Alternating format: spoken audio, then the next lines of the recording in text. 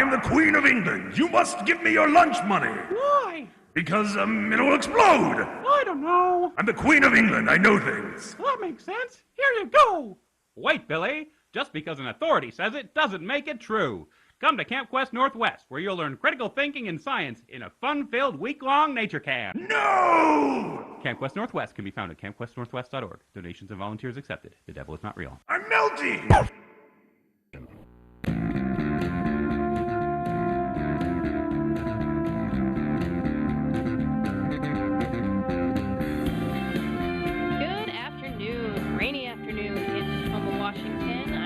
And you are listening to Ask an Atheist. With me today are Jerry Schiffelbein and Rich Lyons. Jerry, how are you doing today? Pretty good, Becky.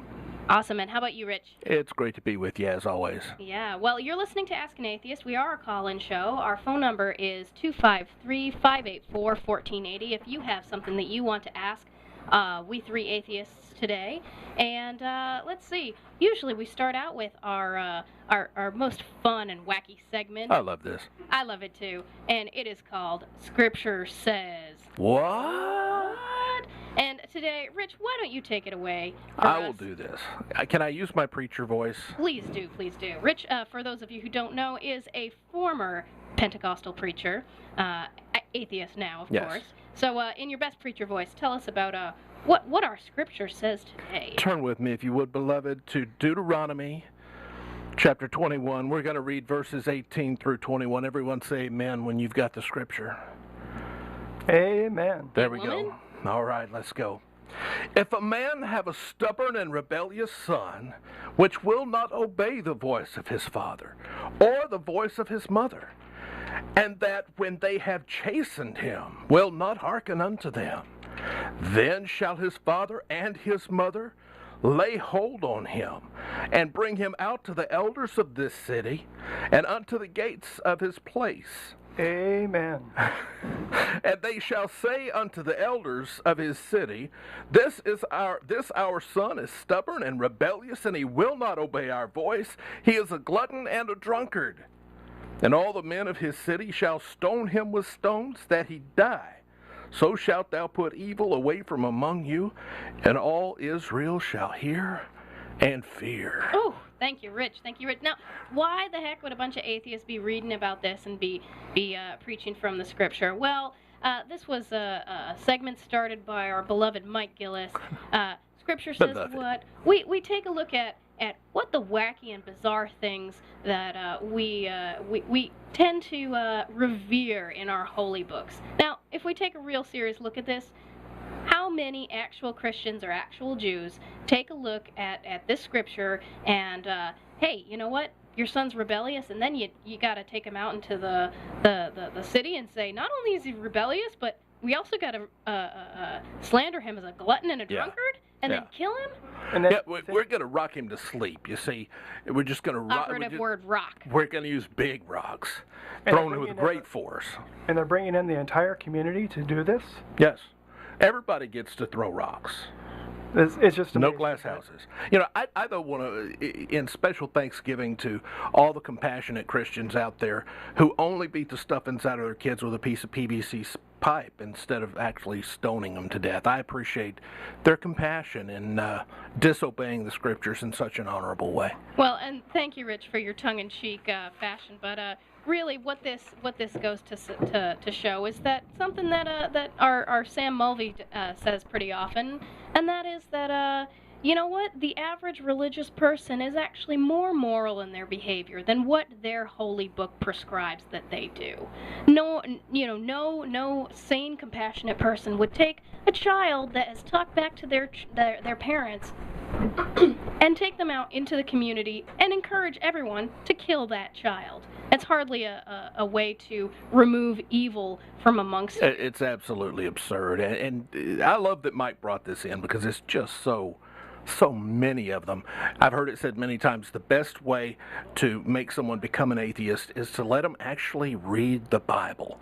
And you read something like this and you think about it, does that make any sense at all? What would any really mentally stable parent think that's a good idea? No. No, certainly not. And this actually brings us to our topic of today. Today we at Ask an Atheist, where our phone number is 253-584-1480.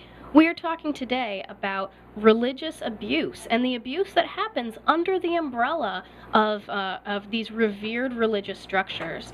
We actually have someone today that we are very happy to have with us, and that is author Janet Heimlich. Janet is author of a new book that's come out called Breaking Their Will, Shedding Light on Religious Child Maltreatment. And we three, Jerry, Rich, and I, had the privilege of meeting with Janet when she was recently in the Seattle area. And we're going to bring Janet in, and we'd love to get a little bit of your feedback on this really sensitive and hot-button topic today. Janet, are you with us? I sure am. Thank you so much for joining us. We really were quite taken with some of the things that you had shared with us on your recent visit to Seattle, and we really wanted to take a look at some of the things that motivated you to write the book and some of the things that you found in your research. So first off, what really moved you to write this book? Initially, I approached it as a journalist and thought I should cover this topic just like I have covered other important, usually controversial, not so well covered topics. And it turned into a book when I just started to research this and realize how little has been said about it. And when I began my research in 2008, I just was overwhelmed by the number of news stories that were coming out in the media. It was almost a full-time job just to keep track of all of them, old cases as well as current ones. And it just was simply a feeling I had that this needed to be exposed in a way that hadn't been before. So in terms of the stories that really need to be told, what kind of stories did you come across? What were some of the common sort of themes that you found throughout your research? Well, I divide my book up into the four main forms of child maltreatment, which is physical abuse, emotional abuse, sexual abuse, and neglect, although the final category I specify as medical neglect. And so, as I was reading case after case after case and all these studies that have been done, it was pretty clear that they could fit under these categories where I was showing how these forms of abuse manifested themselves in a religious context. So when it comes to physical abuse, for example, just like most physical abuse, religious physical abuse is almost always occurring in the form of corporal punishment. And as we've been seeing now in the news lately, there have been some big problems in conservative Christian churches, for example, independent Baptist churches, where corporal punishment is used extensively. And the other thing that's been big in the news is a book called To Train Up a Child, which is written by a minister in Tennessee named Michael Pearl. I just blogged about him a second ago. This book that he's written in his website, he has many, many, many followers around the country, and his book is sold in the hundreds of thousands. The book is basically a manual of how to, as he says, train your child, and most of his methods, while he says don't spank in anger and don't abuse, most of his methods have to do with physically punishing a child in order to get them to do what you want them to do. That seems so incredibly harsh, and sort of coming from myself as a teacher to exact this sort of punishment to train a child is even the language to train a child or to train up a child seems so antithetical to what many teachers, psychologists, educators, and parents have been sort of taught, and from a research perspective. Right. What kind of things have you come across in terms of? I mean, we here I know had a latest case of a family in Sedro-Woolley, Washington, where there was a family I know who were adherents of this particular doctrine from Michael and Debbie Pearl, and they actually had an adoptive child who was basically starved to death and died from exposure, from hypothermia, malnutrition, and had been beaten the day of her death with some of the implements that were recommended by this individual under this religious sort of umbrella. Did you come across in your research more of those kinds of cases? Right. The name of my book is Breaking Their Will, and Michael Pearl is one of those conservative Christian preachers who uses that term and emphasizes the need to break the will of the child. Hannah Williams, the case you were just talking about, she is the third child to die at the hands of followers of Michael Pearl. And this is not just something this one individual in Tennessee has come out, this idea of breaking the will, not just coming from him. This has been a part of conservative Protestant theology for many, many years. While we may not hear people use the term break their will like Michael Pearl does, James Dobson, for example, uses the term the bending of the will, you still have this strong concept of using corporal punishment, and of course they will take passages from Proverbs in the Bible to support their view, but you use corporal punishment to break the will of the child so that you can help rid them of sinfulness and thereby clear them a path to heaven. And again, they'll use passages from the Bible that support the idea that spanking will save them from going to hell. So, I found these kinds of teachings throughout many books that have been written in the last 5, 10, certainly 30 years by conservative Christian so-called parenting experts. And now you found them in Christian doctrine and in Christian books at this point. Did you find this really limited to just some of the more extreme Christian sects in America, or have you found religious abuse or religious child maltreatment across different religions and religious traditions? Yeah. One thing that I make clear in the book is that it's not so valuable to look at a particular faith, such as Christianity or Judaism or Islam, and say that, well, that religion's terrible for kids. It just doesn't work that way. When you have any kind of religious ideology that is infused in homes and places of worship and communities, if you are going to look at extremist cultures, I call them authoritarian cultures, that's where you see the problems. So whether it's Catholic upbringing, whether it's Protestant, whether it's Jewish, Muslim, as long as the child is being raised in an authoritarian culture, they are in trouble. Janet, one thing that we talked about earlier, you are now working with Christian groups to address this problem, and,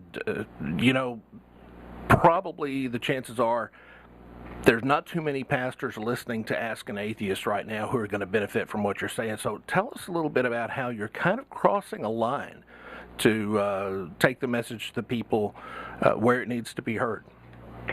Yeah, I am speaking to churches. I'd like to speak at synagogues and mosques and so forth, but so far the places of worship where I've given talks have been in churches.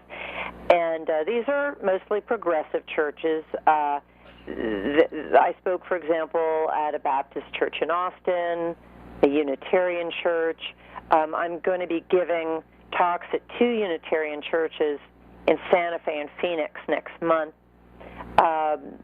So these are our progressive places of worship that are open to hearing about when religious maltreatment happens. In addition, I'm working with religious leaders who are very concerned about this problem. For example, I'm working with Rabbi Gary Moskowitz, who used to be on the NYPD, who is extremely concerned about the fact that rabbis in Orthodox Jewish communities are telling congregants not to report child abuse to police. What do you think this is, Penn State? It's similar to that case in that, you're what happens is when abuse happens, there's not a system in place. There's not a pathway that's laid out for people who might be witness to this or hear about it. And there's a culture that says we keep this within in that case the university. We keep this within the religious institution, within the religious community. Certainly, very problematic things. And those in charge, the leaders, are the ones that then decide whether or not it gets told to outsiders such as Child Protective Services and police. Precisely. And Janet, we're so thankful that you're bringing this kind of discussion to the fore in both atheist communities, religious communities, just in general to different cities around the country. Now, you have a website, and you said earlier that you blogged about the Hannah Williams case a little bit earlier. Can you tell us what your website is if our listeners would like to learn more about your book and some of the research and work that you do? Sure. It's breakingtheirwill.com. Is that your blog, or is that your... Well, that's the website, and that will lead them directly to my blogs and information about my book, Breaking Their Will. All of my blogs leave a place for people to comment, and people have written in some really insightful, sometimes painful things about their past. But I feel the website's really important just to get a discussion going on this topic. There are a lot of websites devoted to people who are survivors, but it tends to be really insulated to, everyone talking about a particular religion that they were raised in. And I'm really just trying to broaden that so that people can see that, again, it doesn't have to do with this particular religion, this particular sect. It has to do with whether or not a child is raised in a religious authoritarian culture. And I define that in the book real clearly. Well, certainly, we so appreciate the kind of work that you're doing to bring this to a general audience. And again, Janet Heimlich, thank you so much for joining us this afternoon at Ask an Atheist. We hope that you'll continue your work and that our listeners can continue to connect with you and your work. Janet's book is called Breaking Their Will, Shedding Light on Religious Child Maltreatment. Janet, thank you so much. I'd like to add her website has a huge amount of resources that you can go to, especially for people who are experiencing or have experienced religious abuse and ways that they can find help and do better. So, great website to visit. Again, it's breakingtheirwill.com. Thank you so much, Janet. Thank you for having me. Appreciate it. When we come back, we're going to be hearing from Jerry Schiffelbein. Ask an Atheist, 253-584-1480. We'll see you in a bit.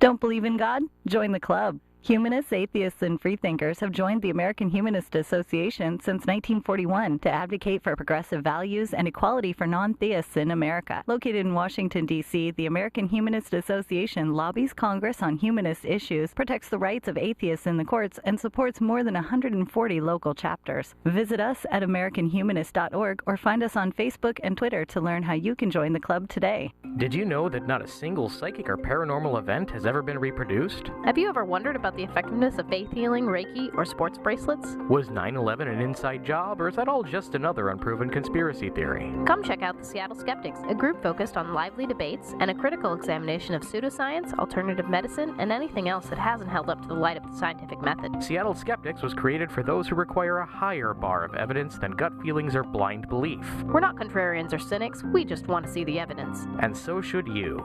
Check us out at seattleskeptics.org. That's seattleskeptics.org.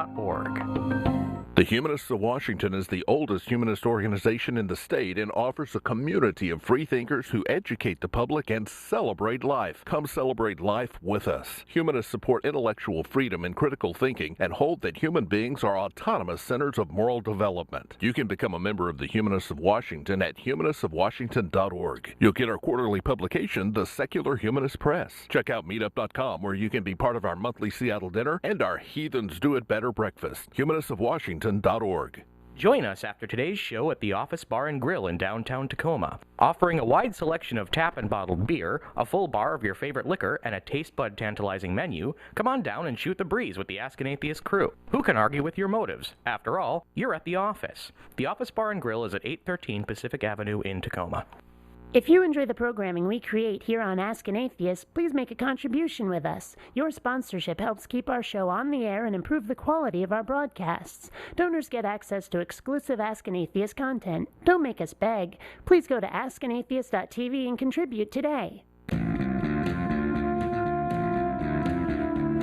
Welcome back to Ask an Atheist, where you can ask me, Rebecca, or my two colleagues here, Jerry and Rich, any questions you want today. Our topic is religious abuse. Our phone number here is 253-584-1480. I'm going to turn this over now to Rich and Jerry. You have lots of things to be talking about right now.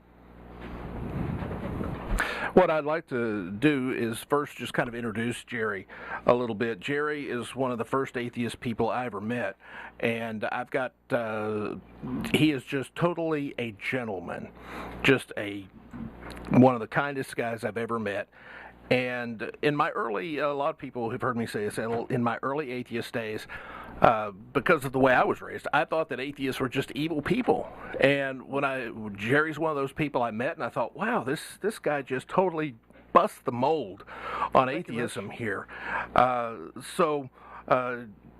Jerry has served in so many different capacities here in this area.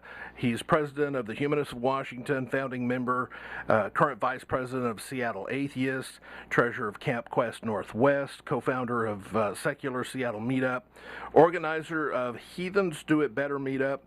He's involved with the Northwest Free Thought Alliance conference that alternates between Seattle and Portland. We affectionately call Jerry the hardest working man in atheism. He absolutely is, and just a prince of a man. It's great to have you with us today, Jerry. Well, thanks, Rich. Although I actually believe that Sam may actually rank up there or even be higher or work harder than me.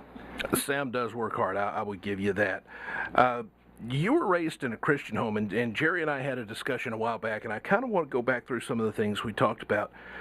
What happened in your family when, say, you didn't do your chores or you disobeyed? Well, this, of course, is a very difficult topic to discuss. I've had to deal with this, of course, for my whole life. I grew up in a Catholic family. I have 4 brothers, 2 sisters, so it's a very large family. And it was, unfortunately, a very abusive environment. As I said, this is very difficult for me to talk about, and only recently realized that because of the abuse, I've been suffering from PTSD all my life. One of the things that's very difficult for me to do is to do public speaking as a result. And a few years ago, I, in fact, was speaking towards a large group of free thinkers at one of our solstice dinner parties, and I literally froze up. And for about a minute, I could not think of anything to say in front of the microphone. And this made me think, why is it that this is so difficult for me? I mean, I know people have a hard time speaking in public and being able to articulate well, but it seemed like there was more to it than that. And I eventually sought out a therapist, and together we eventually realized that I was really suffering from PTSD. The amount of punishment that you had in your home, again, back to disobedience, were you scolded? I mean, what was the standard? What would Dad do when he found out you had disobeyed? Well, as a child, it started out with probably spanking, but there was never a time when I don't remember not being punished, which is interesting because my sister actually does remember the first time she was whipped. But it eventually escalated to the point where my dad was using a 30-foot long 14-gauge power cord. And it's very difficult to describe how painful that was. But my sister actually compared it to compared it to childbirth. And she said she would prefer to go through childbirth any day over that experience. A 30-foot power cord. One of the things that I recall, besides just the physical pain, but also seeing my other brothers and sisters go through this, seeing the welts, the broken skin on my sister's back, it's just very difficult to describe what that was like. And again, going through that experience, it was surreal. I mean, it's hard to explain to people what that was like to be in a corner where there was no escape, where you were going to get whipped and it was going to be painful. And I think actually the anticipation was even worse. Really, it was torture. Now, Jerry, did you realize that this is normal? Did this seem normal to you and your family and to your siblings? Because clearly the majority of children do not experience this kind of disciplining in the average household. When did it become sort of real to you? You said it was kind of surreal. When did it become real to you, and when did you realize that this is not how children are normally treated within a family? Well, and that's the thing, is that it only became surreal when I look back and realize this is just impossible to even to explain to people what this was like. But you have to realize that I grew up in this. I didn't know any experience that was different from this. And I just assumed that all families were this way. It wasn't until I was a young adult that I started to meet people and discover that this was not the case. This was not normal. You know, you mentioned your sister. I understand your brother had a very difficult situation too. Are you up to describe that to us? Well, I have one brother who unfortunately had to have his right leg amputated from the hip down. He developed a tumor that was a result of repeat trauma.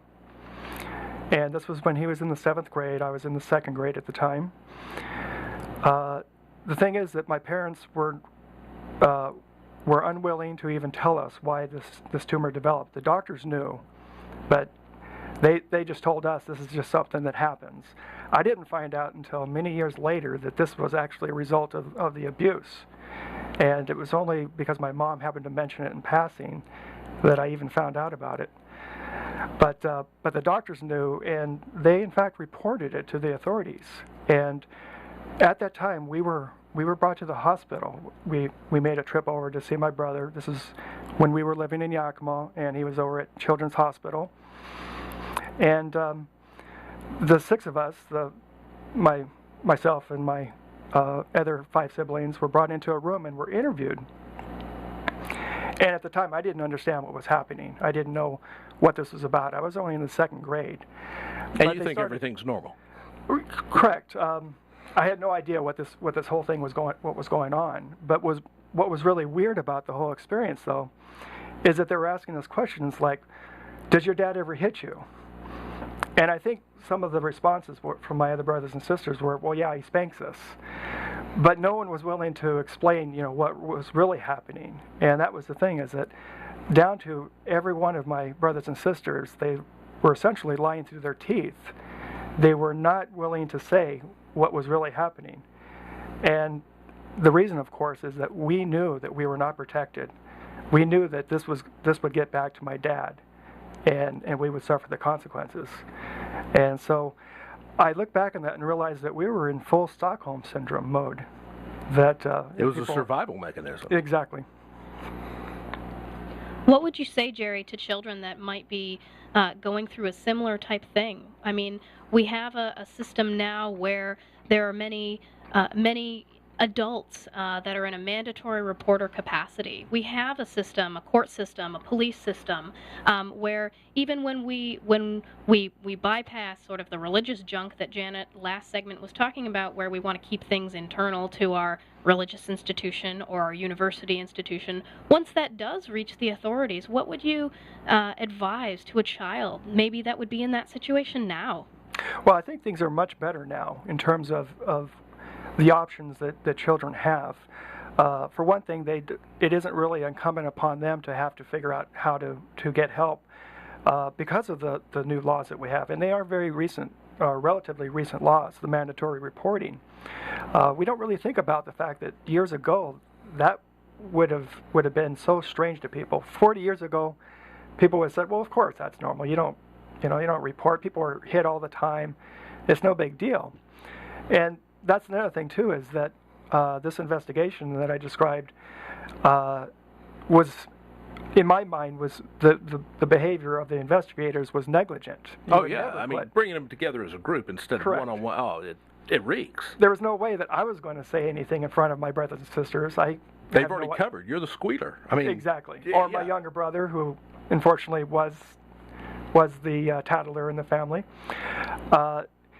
No, instead, it would take, you would first have to put or meet with each person or each child individually, and it would take weeks to establish trust, because we were in that situation where we knew that we couldn't be protected, and there was no way I was going to trust these investigators to protect me, and I saw that in my brothers and sisters as well.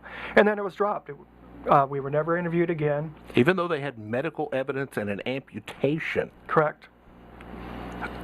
And again, at the time, I didn't connect the two. I didn't know that the amputation was, or the tumor that resulted in the amputation was a cause of, but the doctors caused by knew, repeat and they had trauma. to tell the cops.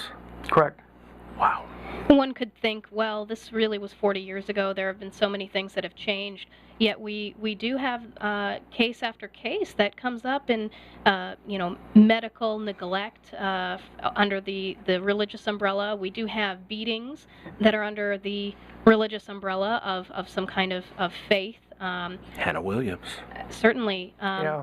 And Jerry, I mean, when it comes down to it, what did this have to do with religion in your family? Was your father merely an abusive man, or was there an intersection between this abnormal abusive family structure that you had and the religious followings of your family?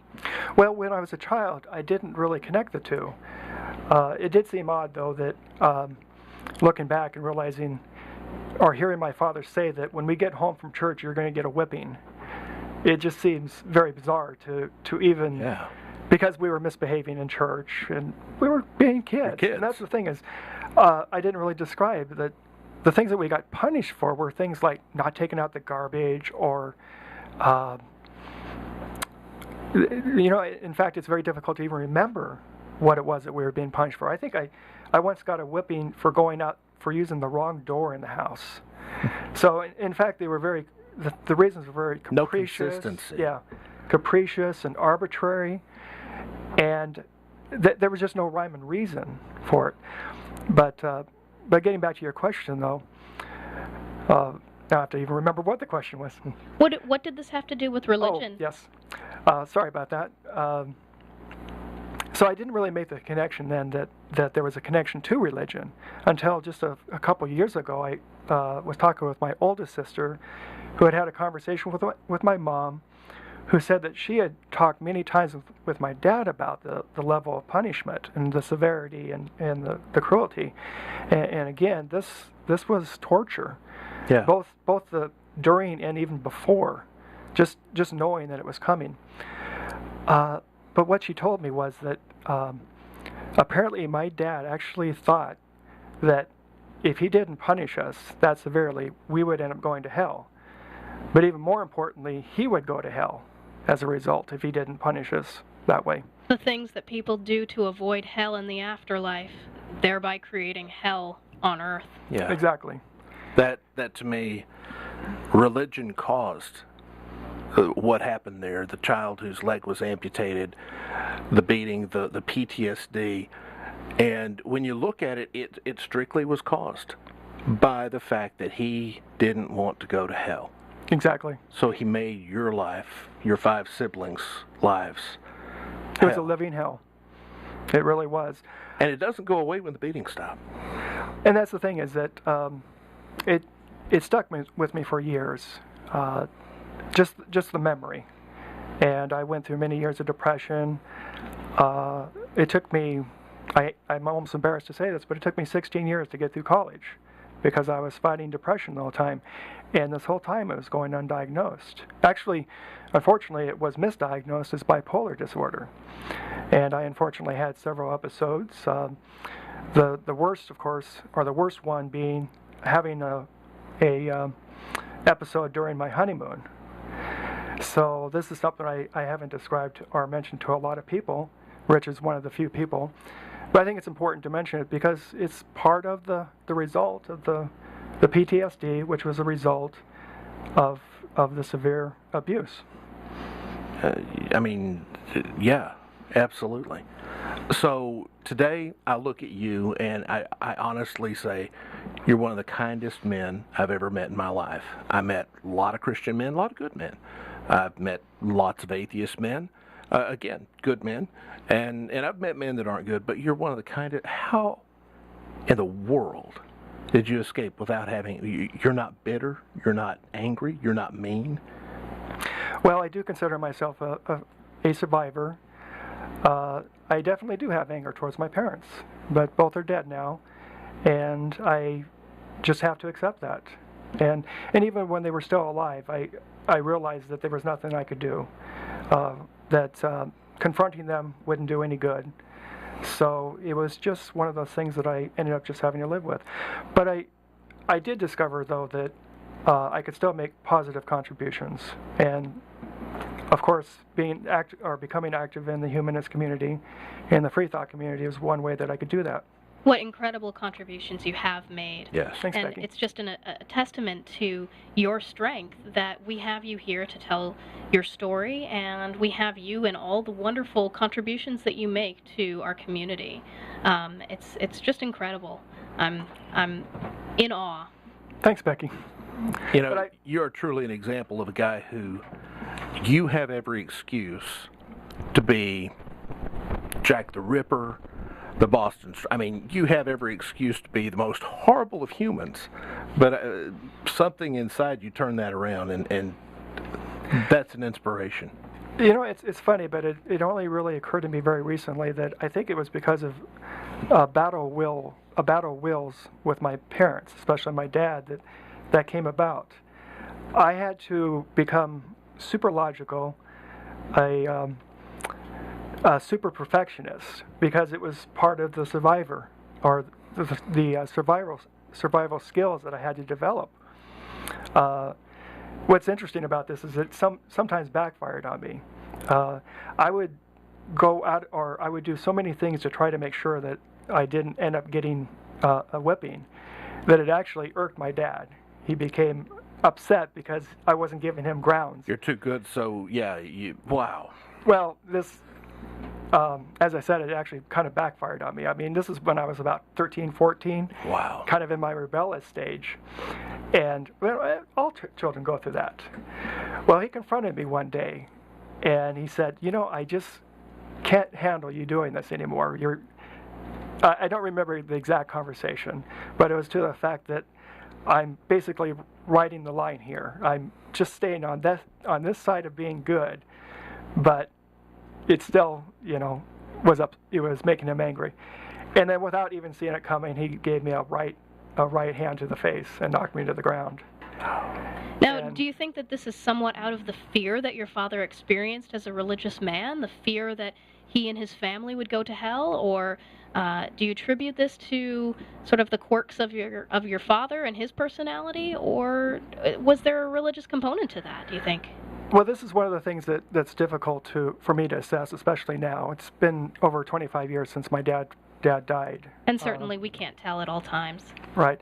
But I do believe there was definitely a mental illness component operating here.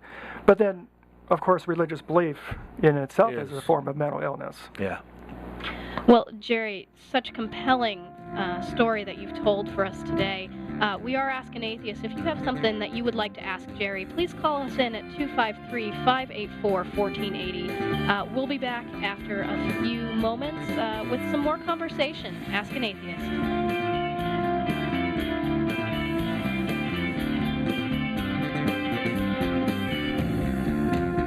Secular humanism is a non-theistic view of the universe built on a foundation of reason, science, and democracy. Humanists support intellectual freedom and critical thinking, and we hold that human beings are autonomous centers of moral development. The Humanists of Washington is the oldest humanist organization in the state and offers a community of free thinkers who educate the public and celebrate life. For information on how you can be a part of the humanist activities in the Puget Sound area, become a member of the Humanists of Washington today. Visit humanistofwashington.org. Sigmund Freud said the voice of the intellect is a soft one, but it does not rest until it has gained a hearing. Whether you're at a point in life where you are questioning your beliefs, or if you've always been an atheist or agnostic, the Auburn Free Thought Society is a place where your own voice of intellect will be heard. You'll interact with like-minded people, engage in intellectual conversation, and share your experiences with others in the Auburn, Washington area. At Auburn Free Thought Society, we encourage critical thought and reason. For details, find us on Facebook and on meetup.com. Auburn Free Thought Society. Have real discussion and share real ideas freely. Billy, I am the Queen of England. You must give me your lunch money. Why? Because it will explode. I don't know. I'm the Queen of England. I know things. That makes sense. Here you go. Wait, Billy. Just because an authority says it doesn't make it true. Come to Camp Quest Northwest, where you'll learn critical thinking and science in a fun-filled week-long nature camp. No! Camp Quest Northwest can be found at campquestnorthwest.org. Donations and volunteers accepted. The devil is not real. I'm melting! Hey, Ask an Atheist fans and foes. The conversation doesn't stop when our show ends. Visit the official Ask an Atheist discussion forums and have your say on everything from episodes of our show, religious insanity, claims of the supernatural, and even nerdy stuff like comic books or Doctor Who. The Ask an Atheist forum is the new place to discuss the latest writings of Christopher Hitchens, the latest insanity from the Catholic Church, or even what piece of fruit non-believers are supposed to fear this week. Visit us at forum.askanatheist.tv. Again, that's forum.askanatheist.tv. You can advertise on Ask an Atheist on the radio, on our website, and in our podcast. People just like you who have the same interests are listening right now, just like you are, and thousands will download this podcast and listen to it later. If you have a product, service, or idea to sell, people here in the Pacific Northwest and people around the world, thousands will hear your message. Let us help you sell your product, service, or idea. Contact us at advertising@askanatheist.tv. That's advertising@askanatheist.tv. Welcome back to Ask an Atheist, 253-584-1480. I'm Rebecca, and with me today are Jerry and Rich, and we are talking about religious child maltreatment and religious abuse and abuse under the umbrella of religion. Jerry, you shared with us some very difficult details of your childhood under a very authoritarian father, a father who was indoctrinated into his Catholic beliefs that beatings were what was required in order to discipline himself and his family in order to reaching heaven in the afterlife. Incredible kinds of stuff. Rich, you had some questions, I think, in the break that you wanted to ask Jerry. Your dad has been dead 25 years, you mentioned that. But I understand your mom knew what was going on, was complicit. She died a couple of years ago. Tell us how you responded to that. Well, it took me a number of years to even realize that my mom was just as complicit as my dad. The funny thing is my mom was a psychiatric nurse, so she worked with people who had mental illness all the time, Wow. And yet somehow did not The did cop not see whose this. kids don't have shoes. Correct. So she did not recognize this in my dad. Or maybe she did, but she minimized it. Like I said, they had this conversation that I only heard about just a couple of years ago. So I eventually realized that I really never had a relationship with my mom because of this abuse. When I was a child, I know that my mom was sometimes in the next room when I was being whipped, and she could hear the screams. And I know that she was hearing those and not doing anything. And so for me, it was realizing that I had no one to go to. I was all alone. Yeah. And so this, even though I tried to maintain a relationship with actually both of my parents, the funny thing is that I was actually on pretty good terms with my father when he died. But I kind of wonder now, looking back, how long that would have lasted Right. had he continued to live longer than he did. But that's the same. That's the thing that happened with my mom, though. That relationship deteriorated because she wasn't willing, she just simply was not willing to admit her responsibility, to accept responsibility for her part in the abuse. And so she dies, and her funeral? So I chose, in fact, and again, this is somewhat difficult to describe or to talk about, because I still deal with whether this was really the right decision to make. But she died of cancer, so I knew that it was coming. And I chose not to communicate with her during this time. And so when she died, I also made the decision not to attend her funeral. I think it's the right decision. I think that it's the only decision you could have made that gave you back a place of authority. Mm-hmm. It actually surprised me that not more of my siblings made that decision, that I was the only one that was willing to do that. And have you continued a relationship with your siblings who also experienced this terror in your family? Well, the only sibling I really have much of a relationship with is my sister, my oldest sister, which is interesting because she's still Catholic, so we still have kind of a sort of a schism there. But she and I have always been close. In fact, she's more or less been my surrogate mother for most of my life. She was the one that I went to and had always been able to talk with. Whereas with my mom, not only of course was there this abuse, but there was no affection either. She never held us, never hugged us, just never engaged in any type of touching. And it turns out she didn't like to be touched, so maybe that was why.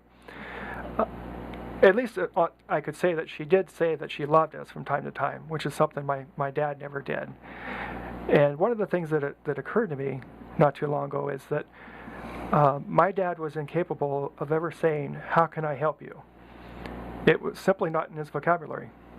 Wow. Do you think that this was because he was led to believe that he was indeed helping you through these repeated physical discipline sessions?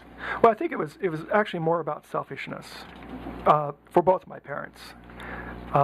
They were, in retrospect, I realized, and also having met other people who had parents who were narcissistic, at the time I didn't realize how narcissistic my parents were, especially my mom.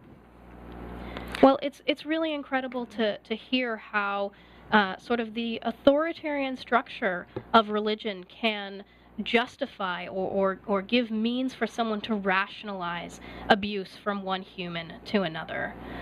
It's just unfathomable for some of us, and for those of us that look at working against that and shedding light on that, like Janet Heimlich, who joined us for our first segment, it gives some ray of hope also to say, hey, what kind of agency can we have in our own lives to work against this kind of authoritarian structure that justifies this kind of abuse from one human to another? Well, and in the case of my family, we had a couple of Catholic priests who were very close friends of the family, so much to the point that they would come over every Friday evening and play pinochle with my parents. As it turns out, a couple years ago, one of these priests was sued when he was stationed at the OMAC. I forget what I'm sorry, I forget what it's called now, but he was sued for what kind of infraction? It wasn't for sexual abuse, it was for physical abuse. And so I have to think that during the time that I was growing up, these same priests were advising my parents.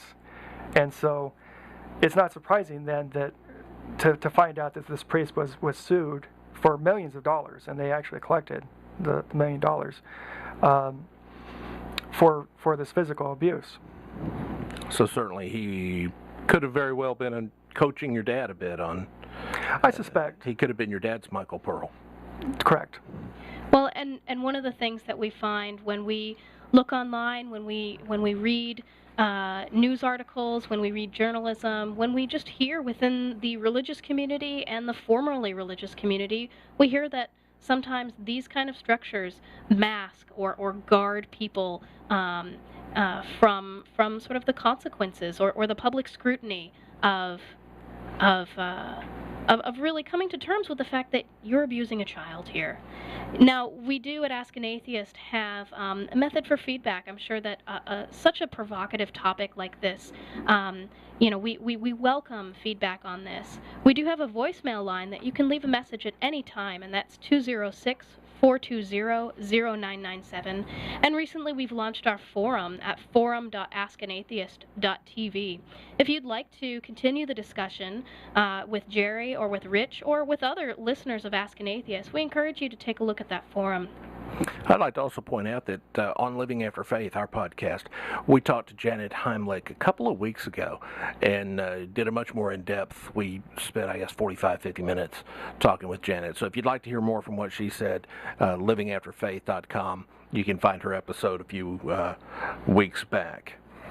Thank you, Rich. And one of the things, now, Jerry, you, as part of your contributions to our free thought community, you are the vice president of Seattle Atheists. We do want to mention one of our Seattle Atheists' amazing visibility campaigns that are going on, or that is soon to be released, and that is the 1 in 4 campaign.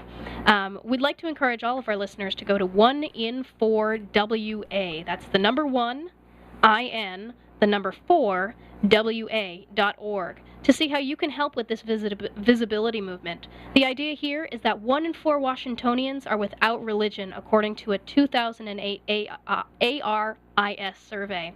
And Seattle Atheists, with the help of Jerry, is launching a bus ad campaign targeted specifically at this notion, where we will be seeing 4 people in everyday normal situations, or with lettering next to it, telling the viewers of these advertisements that 1 in 4 are among the non-religious. Point being, these are probably your friends, and that you're nowhere near alone as you think if you are living without religion. Seattle Atheist is planning several different scenes, and Seattle Atheist is looking actively for volunteers to look at these, to be part of these photos. And where will these photos be released, Jerry? Well, you mean in terms of on Metro buses? Yes. That's correct. They'll be on the outside of Metro buses. We're planning to run a total of 6 ads, and this will be starting December 12th. We're totally looking forward to it in the Seattle Absolutely. area. That will be King County Metro, so it'll be all over King County. We love to see your faces. We love to see our friends.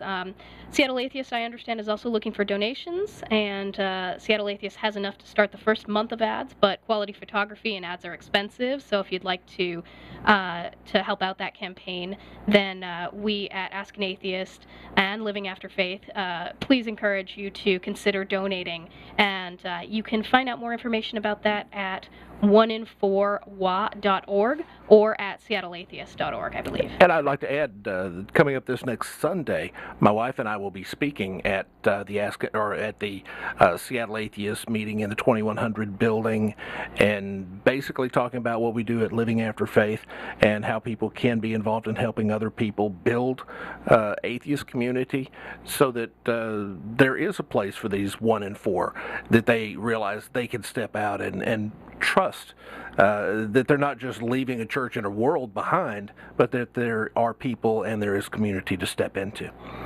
Well, Jerry and Rich, it's been an incredible afternoon with you today.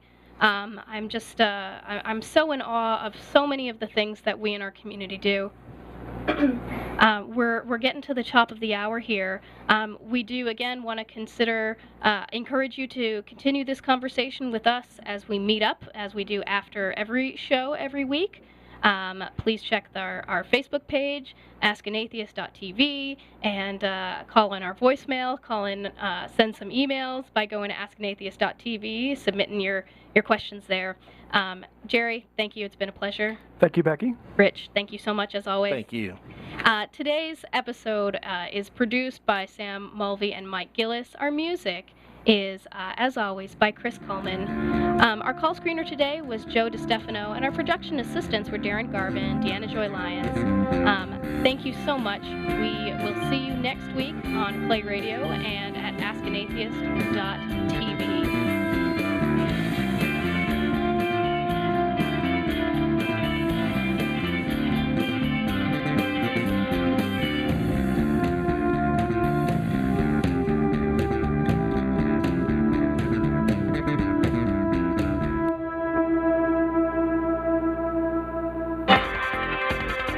KLAY Radio, your